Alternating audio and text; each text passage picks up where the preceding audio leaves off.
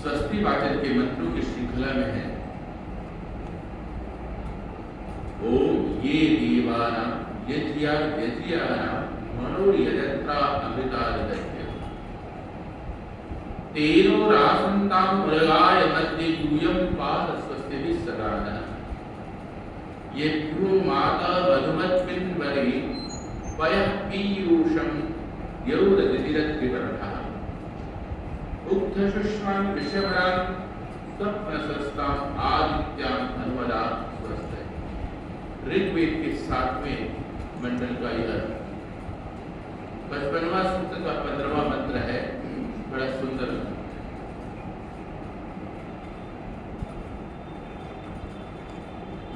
वेदों में सबसे पहला वेद कौन सा है? ऋग्वेद। और ऋग्वेद के ऋषि कौन है? अग्नि। अग्नि से सारा ब्रह्मांड प्रकाशित है। वह ऋषि जो अग्नि की तेजों से युक्त है, वह जब अपने मुखारविंद से इस मंत्र का उच्चारण करते हैं मानव मात्र के कल्याण के लिए, तो कोई ना कोई विशेष बात। लेकिन सभी मंत्र की खूबी यह है कि एक सूत्र है। बस सूत्र के रूप में ये कह देते हैं कि जाओ तुम इस मंत्र का मनन करो, चिंतन करो, अपने अंदर समावेश कर लो, फल की प्राप्ति हो जाएगी। ये मंत्र है स्वस्ति, कल्याण, मंगल की। तो कहते हैं कि इस मंत्र में लिखा है ये देवानां यज्ञानां मनोयजत्रा, वो देवता दिव्य पुरुष जिन्होंने यज्ञ करके, हवन करके, अपने जीवन को सर्वस्व पे आहूत करके संसार के कल्याण के लिए अपने मुख से कुछ शब्द का उच्चारण किया, उन उच्चारण करने वाले ऋषियों के हम भक्त बन जाए, उनके शब्दों को सुने, अपने जीवन में ढाल लें, उनकी संगति करें। देवानां यज्ञा यजन्त्या मनोयजता अमृता ऋतज्जाम के मुख से निकलने वाले जो शब्द हैं, ऐसा लगता है कि जैसे श्रावण और भादो के महीने में आप देख रहे हैं प्रकृति बड़ी सुंदर होगी, सारी धरती हरी भरी, छोटे छोटे घास जिनके उनके चेहरों से हरितिमा का एक मुस्कुराहट है, पशु पक्षी हर एक के अंदर एक खुशियां है क्योंकि सर्वस्व भरा भरा हो गया। स्वयं धरती जो है जल से लदबद हो गई है और रस से परिपूर्ण हो गया है। ऐसे ही तब हुआ जब बादल से कुछ रस अमृत के रूप में धरती पर आ गया। इसी प्रकार से जब ऋषि के मुख से कोई शब्द नहीं बनता, वो अमृत बनकर के मानव मात्र के कल्याण के लिए उपस्थित हो जाता। और हमारे पास एक भगवान ने कटोरा दिया, लेकिन उल्टा कटोरा दिया है। जब आप पानी को सुखाना चाहते हैं तो अपने बर्तन को उल्टा रख देते हैं, और जब उसमें पानी को धारण करना होता तो सीधा रख देते हैं। ये भगवान ने हमारे को खोपड़ी दी है। इसी के नीचे ही एक ब्रह्मांड की सबसे बड़ी ताकत दी है जो सिर्फ और सिर्फ मनुष्य के पास है। वो क्या है? आपका मस्तिष्क। अंग्रेजी में इसको सेरेब्रम कहते हैं, और संस्कृत में सर्वम ब्रह्म, सब कुछ ब्रह्म को प्राप्त करना है, यहीं से सोचना है, यहीं से विचार करना है, यहीं से अभिव्यक्त करना है, यहीं से अपने आप को उस ब्रह्मांड के महाशक्ति में विलीन कर देना है। तो बोले क्या करना है? संगति प्राप्त करना है। किसके? जो देवता पुरुष हैं, जो देव पुरुष हैं, जिन्होंने अपने जीवन को तपाया है मानव मात्र के कल्याण के लिए, उनकी संगति करना है। लिखा ये देवानां यज्ञानां, जो यज्ञ में जीवन, अर्थात यज्ञ आप अभी हम कर रहे थे, इसकी खूबी क्या है? कुछ संविधाएं आपने रखी, कपूर के माध्यम से जला दी। उसमें रखने से पहले उसमें कोई अग्नि नहीं थी, लेकिन कपूर के माध्यम से आपने दीप से के माध्यम से कपूर लिया और उसको प्रज्वलित कर दिया। आज जितने भी संविधाएं थे वो सब क्या हो गए? एक अग्निमय होगा, प्रकाशमय हो, ऊर्जामय हो। और उसको आपने जो कुछ भी समर्पण किया उसकी खूबी है, क्योंकि अग्निरवई देवता वो उसको लेकर के वापस कर दिया एक खुशबू के रूप में, एक औषधि के रूप में, दिव्य सुगंध के रूप में आपको वापस कर दिया, इसीलिए वो देवता है। उपनिषद काल में एक बड़ा सुंदर सी उदाहरण मिलता है हमको। उपनिषदों के ऋषि ने किसी बात को समझाने का बड़ा अच्छा तरीका होता, कोई कहानी बता देते हैं, आपको समझ जाए उसमें अध्यात्म की कितनी बड़ी शक्ति है। कहते हैं कि प्राचीन काल की, अनादि काल की बात है, जब हमेशा देवताओं और राक्षसों का, असुरों का संघर्ष होता था, लड़ाई होती रहती है। हमारे आजकल भी होती है, कहां होती रहते हैं? इसी दिमाग में। कभी किसी के लिए आप अच्छा सोचते हैं तो कभी उसके लिए क्रोध भी होते, ईर्ष्या भी करते। ये संघर्ष लड़ता रहता है, चलता रहता है, क्या बोलूं क्या नहीं बोलूं, क्या सोचूं और क्या न सोचूं। ये देवता देवत्व गुण और राक्षस राक्षसी गुण दोनों के दोनों जो हमारे दिमाग में सबसे ज्यादा लड़ाई करते रहते हैं। कभी कभी मौका पाकर के देवत्व गुण पनप जाते हैं, कभी कभी राक्षसी गुण पनप जाते हैं, कभी कभी तो राक्षसी को इतना भयंकर रूप धारण कर लेते हैं, आपस में पता नहीं चलता कि हम क्या कर रहे हैं। बड़ा खतरनाक रूप हो जाता है, कंट्रोल ही नहीं रहता, ना वाणी पे कंट्रोल, ना शरीर पे कंट्रोल, ना अपने ऊपर कंट्रोल रहता। लेकिन एक बार जैसे ही देवता और असुरों का युद्ध हो रहा था, तो इस बार सौभाग्य से पहली बार राक्षस जीत गए। लेकिन एक परंपरा थी, राजा इंद्रदेव की खूबी ये थी, कोई भी जीते, जीतने के तीसरे दिन के बाद एक बहुत बड़ा फंक्शन होता था, उत्सव मनाया जाता था, क्योंकि युद्ध समाप्त हो गया। समाप्त होने के बाद इंद्रदेव ये मानते थे राक्षस भी अपनी प्रजा है और देवता भी अपने प्रजा, मनुष्य भी अपनी प्रजा है। कोई भी जीते, हम लोगों ने अपने उत्सव की परंपरा को समाप्त नहीं किया। तो बहुत बड़ा उत्सव की प्रक्रिया प्रारंभ हुआ, सब कुछ पंडाल सजाए गए। पर प्राचीन काल में तो बड़े जंगल होते थे, आज भी जंगल है। वहां पर सुंदर सा मौका देकर के खूबसूरत जगह पर नदी के किनारे में बहुत बड़ा आयोजन किया गया, खूबसूरत मौसम था, क्या भोज्य पदार्थ बनाए गए, खुशबू आ रही थी, आनंद आ रहा था। पर राक्षसों के राजा शुक्राचार्य ने कहा कि एक बार रुक जाओ, हर बार मनुष्य और देवता सभी एक ही काम करते हैं। पहले क्या करते हैं, देवताओं का हिस्सा निकालते हैं, हम भी क्या करते हैं, बलिवैश्य देव से देवताओं का हिस्सा निकालते हैं, तब हमारा भोजन क्या बन जाता है, प्रसाद।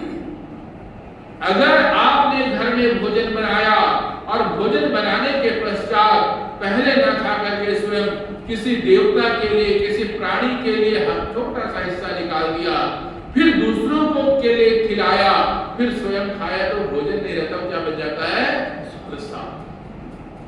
प्रसाद बनाया गया, यज्ञ किया गया, यज्ञ में हवि निकाली गई और यज्ञ की खुशबू के माध्यम से उस सबके लिए, देवताओं के लिए आहुति दी गई, वो भोजन बन गया, प्रसाद। तो शुक्राचार्य ने कहा कि रुक जाए एक बार, कि हम लोगों ने इस बार, राक्षसों ने इस बार युद्ध को जीता है, इसीलिए सबसे पहले किसको भोजन दिया जाए, राक्षसों को।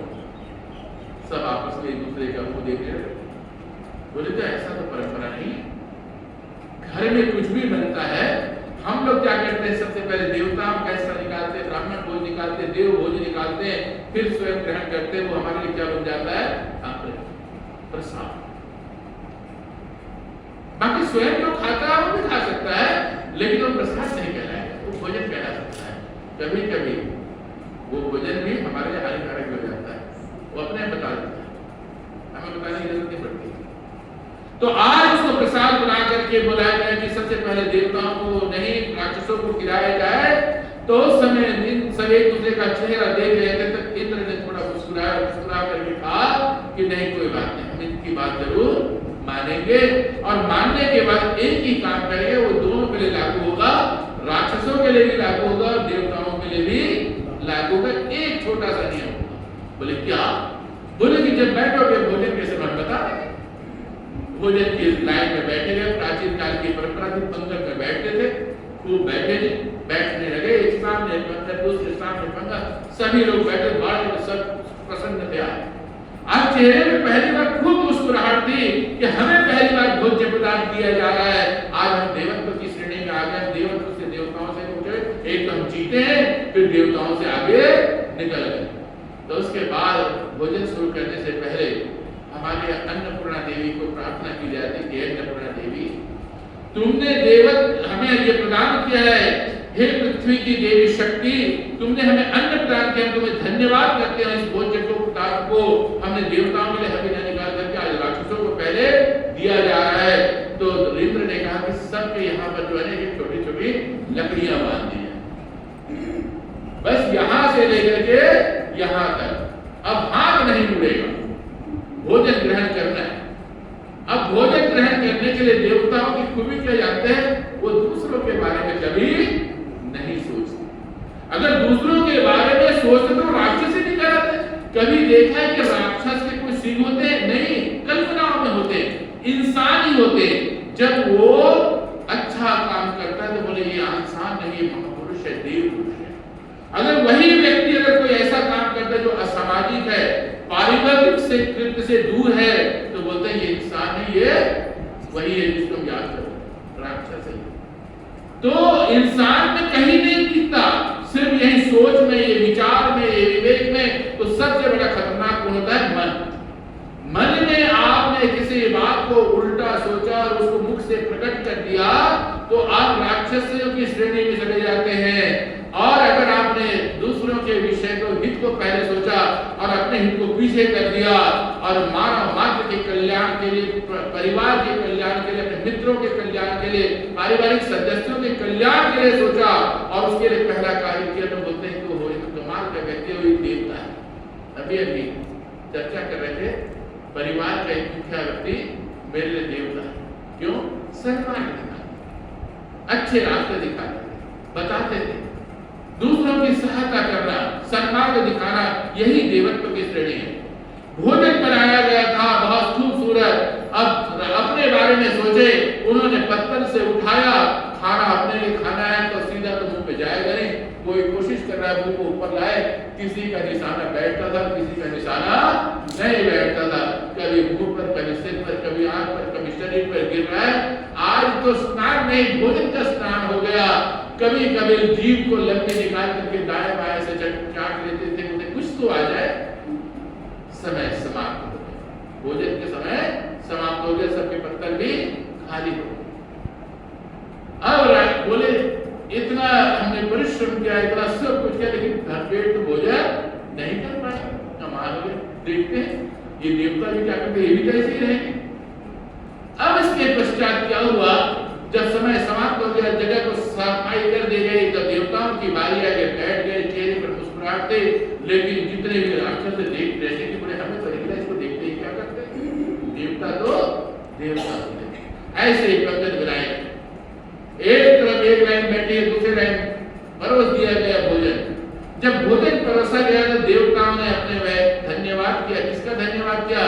मां अन्नपूर्णा देवी का, प्रभु का धन्यवाद किया जिसने भोजन दिया। और अपने पितरों को प्रणाम किया, अपने सभी को प्रणाम करके क्या कहा कि बस हमारी एक प्रार्थना है कि हम जो है पत्थर को थोड़ा थोड़ा आगे सरका दें। पत्थर आगे आगे सरका लिया, उसके पत्थर से उठाया, कच्चिया तो बांध दी गई थी, उसके पत्थर से उठाया, उसको भोजन करा दिया। अगले ने इसके पत्थर से उठाया, इसको भोजन करा दिया। दूसरों के लिए कभी जिंदगी में ऐसे सोच के तो देखना, थोड़ी देर बैठ के दूसरों के हित के बारे में सोचना, अपने हाथों से सेवा करके देखना, जिंदगी भर के लिए आपको देवत्व की श्रेणी पर जाए। कितने महापुरुष हुए हमारे सामने, उन्होंने अपने लिए किया। लोगों ने जहर दे दिया, समाज के कल्याण के लिए कार्य करते हुए उन्होंने सब कुछ समर्पित कर दिया, जीवन समर्पित कर दिया, तन मन धन सब कुछ समर्पित कर दिया। फायदा क्या मिला उनको? कुछ भी अपने लिए नहीं मिला। लेकिन सारे मनुष्यों ने कहा कि इंसान नहीं, ये देव पुरुष है, कल्याण मार्ग को दिखाकर यज्ञ पुरुष है, इसने अपने जीवन को तपाया है। ऐसे ही देवताओं ने एक दूसरे का पेट भर दिया। भरने के पश्चात राक्षस कहे काश हम भी पीछे खा लेते, कुछ तो सीख लेते। इसीलिए आप आर्य समाज वृत्त पार्टी में किसी भी पवित्र स्थल पर इसलिए जाते हैं, वहां पर सत्संग के माध्यम से वैदिक मंत्रों से 2 शब्द आपके कान में पड़ जाएंगे और आप सीख जाएंगे कि हम अपने जीवन को कैसे जिए, दूसरे के जीवन सहायता कर सकते। जीवन यज्ञमय हो जाएगा, सुगंधी निकलेगी आपके दिमाग से, एक खुशबू निकलेगी, एक यश की खुशबू, सुगंधी की खुशबू निकलेगी। कभी करके तो देखना।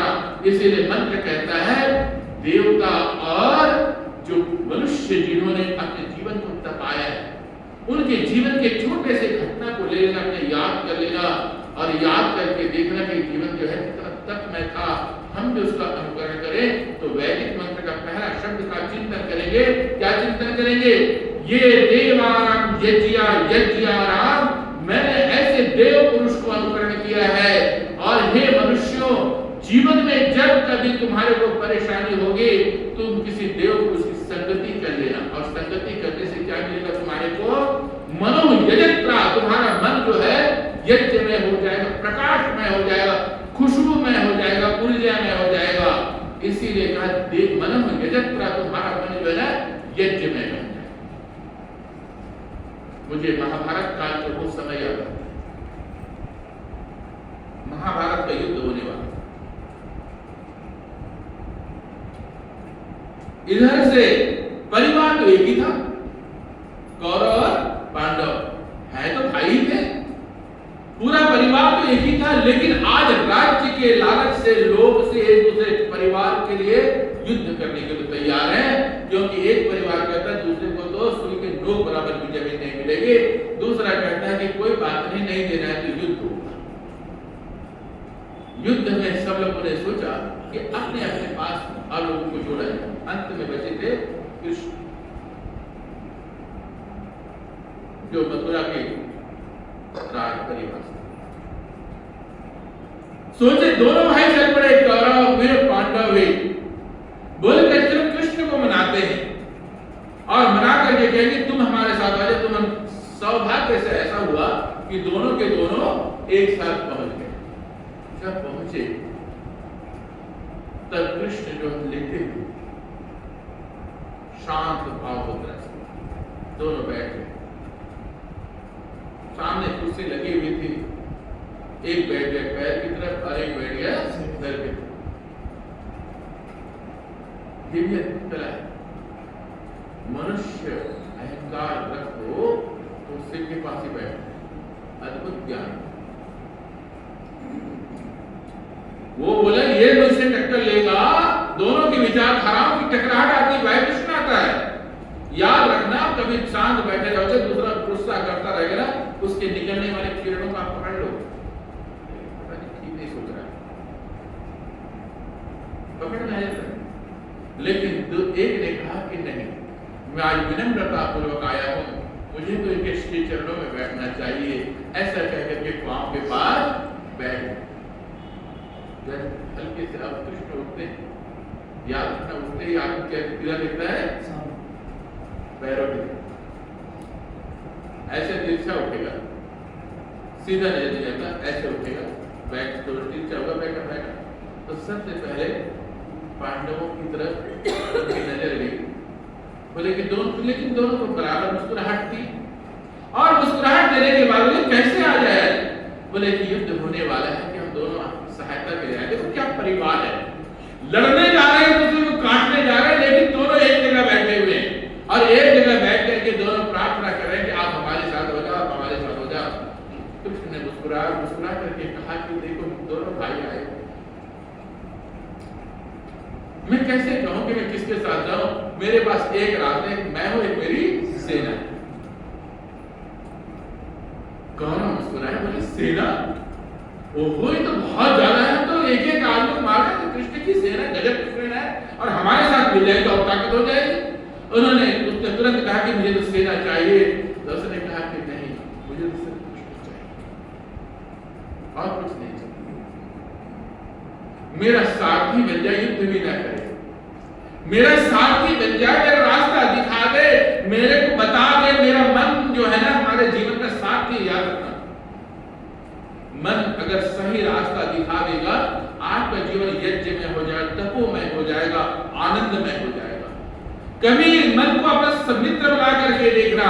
उसने कहा कभी विचारधारा गलत आए तो कहना अरे मित्र, मैंने तुम्हारे को इसलिए अपनाया है कि तुम मेरी विचारधारा हो, मैं तुम्हें बुरा सोच नहीं दूंगा। बहुत बड़ी बात आपको कहने जा रहा हूं, ध्यान से सुनना। हमारे शरीर में 8 चक्र है। कितने चक्र हैं? 8 चक्र। और चक्र क्या है? कोई अंदर देखोगे तो नहीं है, लेकिन 8 जगह ऐसे अलग अलग उपासना करने पर अलग अलग फल की प्राप्ति होती है। और 8वां चक्र कहां जाते हैं? आज्ञा चक्र। एक सहस्रार चक्र के आज्ञा चक्र। आज्ञा चक्र से काम किया जाते हैं। उससे क्या करते हैं? वो आदेश देता है दूसरों को। आदेश, आज्ञा। अगर किसी को आप क्या करते हैं? आदेश देना हो तो क्या करेंगे? प्यार से देखोगे तो आपके साथ प्यार से बात करेगा, लेकिन घूर के देखोगे तो वो वाइब्रेशन कहां से आ रहा है? यहीं से, इसी चक्र से आता है, जाके उसके दिमाग को प्रभावित करता है। और आपने उसके लिए नेगेटिव सोचा, इसीलिए वो आपके और उसके जो वाइब्रेशन और तिलमिला उठते हैं। लेकिन अगर इसी आज्ञा चक्र से आपने प्रेम और स्नेह भरी दृष्टि से देखा तो अपने आप को समर्पित कर देता, समर्पण की भाव पैदा होता है। आज ये समर्पण की भावना जब उत्पन्न हो रहा है, तब क्या हो रहा है कि आज कृष्ण जो है, कृष्ण की तरह सारथी को मन को कह दो, मन तो मस्तिष्क के पास बैठा हुआ है ना, मन का आदेश मत मानो।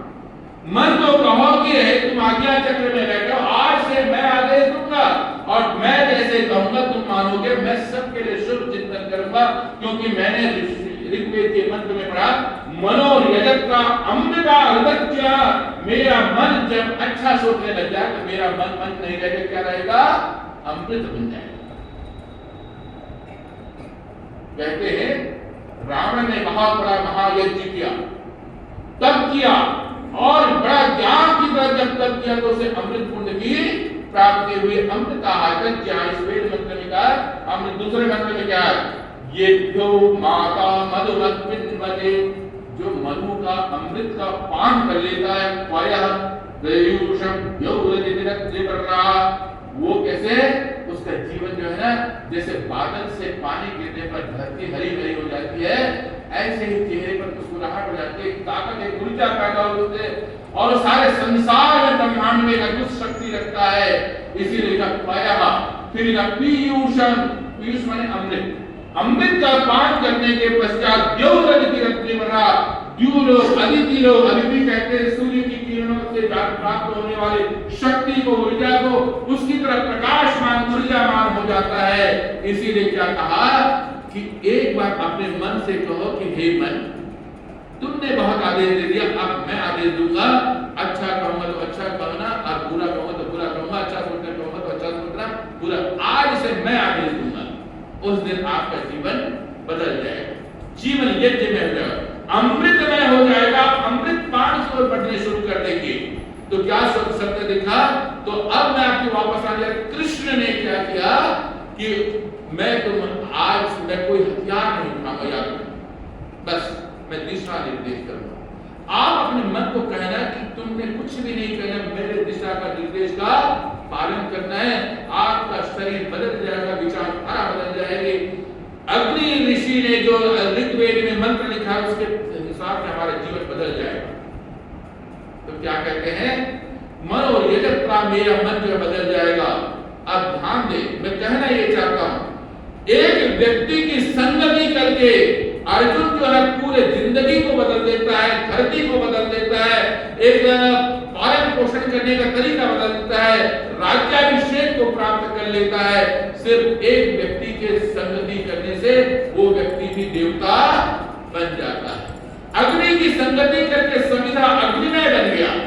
अगर हम अर्जुन जो है कृष्ण की संगति करके एक ऊर्जावान पुरुष हो गया, सारे संसार में अमर हो गया, ज्ञान में अमर हो गया, क्योंकि उसने कृष्ण के ज्ञान के रस को पान कर लिया था। हम तो वेदों के ज्ञान का रस पान करने आए हैं, तो हमारा जीवन क्यों नहीं बदल सकता? हमारा मन में अमृत का प्रवेश क्यों नहीं हो सकता? हो सकता है। इसीलिए कहा सत्संगति का बहुत बड़ा प्रभाव है। बोले सत्संगति का प्रभाव कैसे होता है? बहुत पुरानी कहानी है, बहुत सुंदर कहानी है। रोज सुबह सुबह एक साधु जो है ना भिक्षा मांगने आते थे, घर में जो भी भिक्षा मिल जाए, अगर पहले घर में भिक्षा मिल जाए तो दूसरे घर में जाते नहीं, क्योंकि उनके लिए काफी था। इसी प्रकार से एक दिन एक माँ की बारी आई कि आज लगता है कि साधु मेरे यहाँ आएंगे। सीधा साधु सुबह सुबह आए, बाहर से कहा क्या, भिक्षा देही। पुरानी परंपरा में यही था, बाहर से आवाज आते थे भिक्षा देही, भिक्षा दे दो। जैसे इसने कहा तो आज माँ ने सोचा था कि आज महाराज मेरे आगे बढ़िया बढ़िया पकवान बनाऊं और सब मिलना है। तो जैसे थाली को भर करके पकवान लाए तो उसने कहा कि आप मुझे उपदेश दे दो, आशीर्वाद दे दो, मेरे घर में सुख मिल जाए, शांति मिल जाए, परिवार में आनंद आ जाए, सबको आशीर्वाद दे दो। उसने कहा ठीक है। उसने अपना एक दो बर्तन रखते थे, समय के हिसाब से उनका शिक्षा देने का तरीका बेहतर था। उन्होंने दूसरे थैले से बर्तन निकाला और बर्तन में क्या करते, थोड़ी मिट्टी लगी हुई, थोड़ी गंदगी लगी हुई, थोड़ा बेकार था। उसने कहा कि माँ इस पात्र में भिक्षा दे दो। उसकी माँ की नजर आई, मैंने बड़े परिश्रम से इतने सुंदर सुंदर भोजन बनाए और मैंने कहा कि महाराज को आज भोजन दोगे और इस भोजन में क्या है कि आप मेरे भोजन के बदले में कुछ आशीर्वाद दे दोगे। तो उसने देखा कि अरे इस बर्तन, इसमें तो बर्तन में गंदगी है, इसमें कैसे मैं रख दूं अपने भिक्षा को, अपने भोजन को कैसे रख दूं, बड़ा परिश्रम किया मैंने। तो उसने कहा कि एक काम करो महाराज, इस थाली को, इस बर्तन को मुझे दे दो। अंदर में गई, उसको अच्छी तरह मान धो करके साफ करके ले आई। कहा महाराज इसमें मैं भिक्षा रख दी। उसने भोजन का भिक्षा रख दिया। तो बोले अब महाराज जाने लगे तो कहा कि आपने आशीर्वाद दे दिया, भिक्षा दे दी। कहा क्या आशीर्वाद दो, क्या भिक्षा, तुमने ही तो मुझे आशीर्वाद में भिक्षा दे दी। बोले कि कैसे? बोले कि देखो मेरा पात्र गंदा था, तुमने अपने सद्ज्ञान को, सत्पात्र को, सद्भोजन को, परिश्रम को इसमें नहीं रखना चाहा।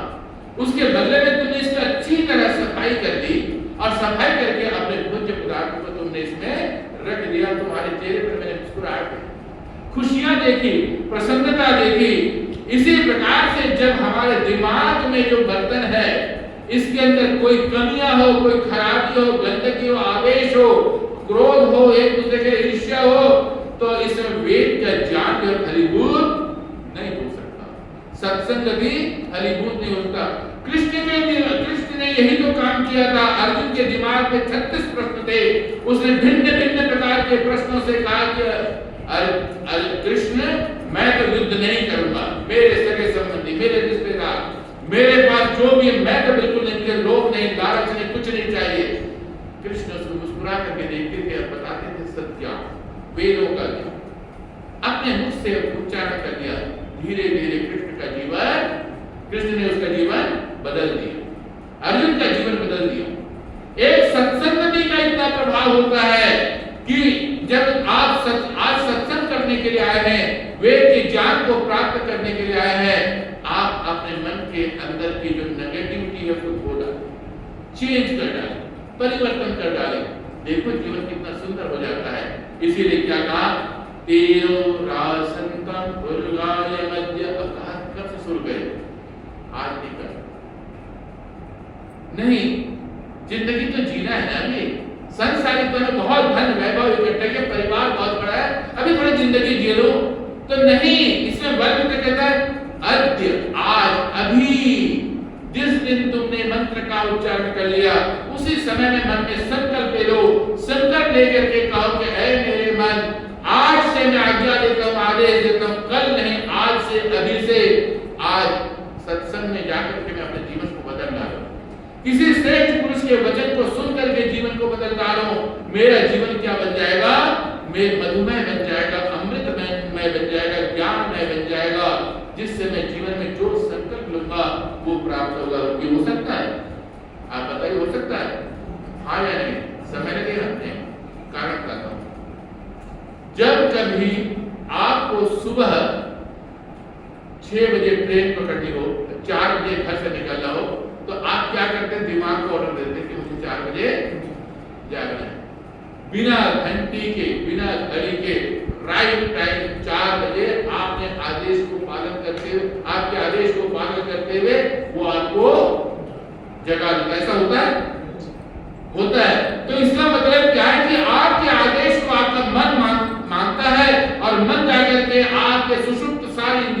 देता है कि राइट टाइम 4 बजे जागना तो वो जगा देता है। इसीलिए क्या शब्द का आज संकल्प को लेकर के देखो, जीवन को बदलने का संकल्प को दे दो। एक परिवार में मुस्कुराहट आएगी, खुशी आएगी, आनंद आएगा।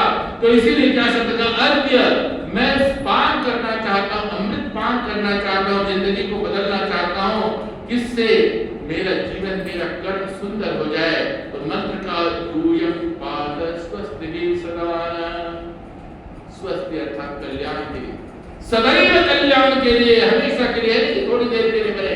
इसीलिए संकल्प आज और अभी होना चाहिए। जिस दिन आप लोग लेंगे वही दिन आपका पहला दिन होगा। दूसरा मंत्र यही कहता है, कभी ध्यान से बैठना, शांत होकर के, दूर से प्रकाश की किरणें आती हैं और वो आपको अमृत स्नान कराता है। उस अमृत स्नान को एक बार स्नान तो कर लो, जैसे बरसात की ऋतु में सारे पेड़ पौधे आप हम सब मिलकर स्नान कर लेते हैं, ऐसे पवित्र प्रकाश का स्नान आता है। मन वो प्राप्त कब होता है, जब मन शांत हो जाता है और शांत होकर के संकल्प ले लेता है। एक दिन बैठ करके रात को 3 बजे 4 बजे, जब भी नींद खुल जाए 5 बजे तक, शांत होकर के एकदम अपने आप को, मन को शांत कर दो, उस प्रकाश को एहसास करो। कभी दिन में भी कर सकते हो, जब आपका मन शांत हो, अकेले हो, बैठ करके मन को शांत कर लेना, थोड़ी दूर अपने अच्छाई बुराई को दूर रख देना, उस प्रकाश, उस अदिति, उस ज्योति, उस अमृत को पान करने की कोशिश कर लेना। एक रसमय, एक आनंदमय प्रवाह आपके ऊपर आएगा, आपका मन भी शांत होगा, तन भी पवित्र हो जाएगा, जीवन में एक अद्भुत आनंद की अनुभूति होगी। तो मंत्र कहता है सारे के सारे प्रकाश यूं लोग से वर्षा हो रहा है, लेकिन अनुभव करने वाला व्यक्ति होना चाहिए। मंत्र का आखिरी से क्या कहता है, सुष्मान ऋषभरम सुस्वप्न हस्तम आदित्यम अनुमदाओ स्वस्ते, स्वस्ते, कल्याण के लिए मैं अनुमति देता हूँ। किसको देता हूँ, अपने मन को, अपने आज्ञा चक्र को, अपने शरीर को अनुमति प्रदान करता हूँ। किस लिए, सारे ब्रह्मांड की ऊर्जा को प्राप्त करके मानव मात्र के कल्याण के लिए बिखेर सकूं। वृषभयान अधिक से अधिक शक्ति को, ऊर्जा को प्राप्त करूं और मेरी शक्ति और ऊर्जा को मैं संसार के कल्याण के सुस्वप्न स्थान, श्रेष्ठ कल्याण में मार्ग के लिए मैं इसको भेज दूं। इन्हीं शब्दों के साथ ये वैदिक मंत्र कल्याण की कामना करता है और अपने मन को बदलने की प्रार्थना करता है। इन्हीं शब्दों के साथ 2 मिनट का समय लेते हुए मैं इसको आपको अनुभूति कराना चाहता हूँ। सभी अपने आसन में जैसे बैठे हुए आनंद पूर्वक बैठे, शरीर को इस तरीके से रखें जिससे आपके शरीर पर बल ना पड़े। इसको कहते हैं आराम की मुद्रा। और धीरे से अपने पलकों को बंद करते हुए अपने सांसों पे ध्यान दीजिए और सांस को ऐसे चलने दें जैसे बिल्कुल आपको आभास ना होता हो, न तेज हो न अति धीमा। अपने सांस के पास जाकर साक्षी भाव से देखें। साक्षी भाव का मतलब होता है सांसों में एक छोटी सी आवाज है, बस उसके पास बैठ करके सुनने की कोशिश करें। वही आवाज अहम की आवाज है, मैं की आवाज है। उस मैं की आवाज को सुनने की कोशिश करें। कान से बाहर की आवाज न सुन करके अपने अंदर की आवाज को सुनने की कोशिश करें। देखना एक सुंदर सी आवाज आएगी, आनंद की आवाज आएगी, वेद के मतलब ऋचा की आवाज। उस ऋचा की आवाज को सुनने के लिए बहुत ध्यान से कोशिश करें। बाहर की आवाज बिल्कुल बंद, सिर्फ अपने मन और मेरी आवाज को ध्यान। मैं अपने मन को आदेश देता हूं, देती हूं, आज्ञा चक्र में बैठ करके मेरे मन को, मेरे मन आज मेरी बात मान, मुझे प्रकाशित कर दे। अभी मेरे पास सिर्फ प्रकाश है, कुछ ज्योति है, कुछ आनंद है और कुछ भी नहीं। तेरे पास जो भी है वो सब मेरे संकल्प है, लेकिन तू इन सब को प्राप्त कर। ब्रह्मांड से प्राप्त होने वाले ऊर्जा से, ब्रह्मांड का मतलब सूर्य से की तरह आसमान से आने वाले प्रकाश, थोड़ी देर अनुभव करें। उस प्रकाश को देखें कि अद्भुत टिमटिमाता हुआ प्रकाश में तेज प्रकाश फिर आनंदमय प्रकाश, ऊर्जामय प्रकाश, मधुमय प्रकाश, अमृत की वर्षा को पान करें। वैदिक मंत्र कह रहा है इसको पान करें। कह रहा है मैं अपने जीवन को यज्ञमय बना दूं, आनंदमय बना दूं। सत्संग से आदमी ने यही कहा।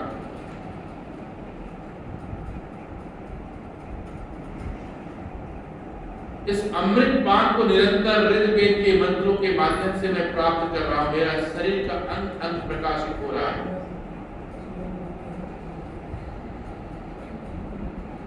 मेरे हृदय से एक आवाज आ रही है, सुने, बहुत सुंदर सी आवाज। ऐसा लगता है शांत होकर के मैं उस आवाज में आनंद में बह जा रहा हूं। जिभ्यो माधा मधुमत पिंडवती, आज मैं मधुर रस का पान कर रहा हूं। वो हृदय से प्राप्त होता हुआ मुझे अमृत, शक्ति, ऊर्जा, दिव्य ऊर्जा, इन सब से परिपूर्ण कर रहा है, करता चला जा रहा है। क्योंकि ऋग्वेद के मंत्र में यही मेरे आचार्य ने, मेरे ऋषि ने, मेरे गुरु ने, मेरे देवता ने यही संदेश दिया है। मेरे ब्रह्मांड के सबसे बड़ी शक्ति ने यही मुझे संदेश दिया था। इसीलिए मैं आज उसका पान कर रहा हूं, आनंद ले रहा हूं।